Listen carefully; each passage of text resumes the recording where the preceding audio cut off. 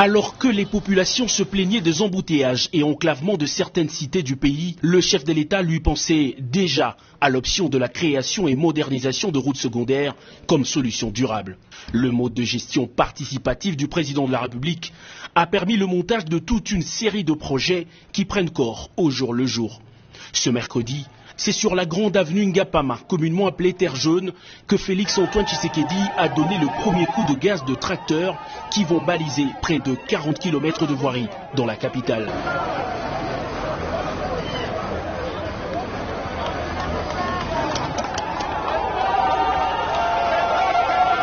Terre Jaune, BAT ou encore entrée quartier 1, au total 6 axes du district de la Tchangou sont concernés par le projet Tshilé-Gelou, outre celles qui toucheront les 3 districts restants de la capitale.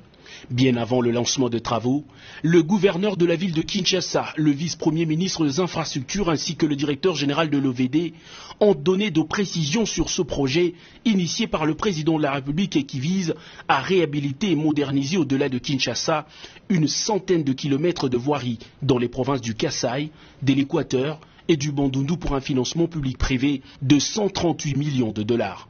Les habitants de ce coin de la ville, qui se sentent souvent oubliés, ont exalté de joie, remerciant vivement le chef de l'État. Il leur faudra 28 mois de patience pour voir des chaussées modernes traverser leur quartier. Cérémonie terminée, le garant de la nation qui a quitté la terre battue de Ngapama pour la 7e rue Lumété où l'attendait une autre cérémonie ne pouvait traverser la Tchangou sans faire un break sur le pont Djili qui s'est affaissé sur une partie sous la pression de dernières pluies.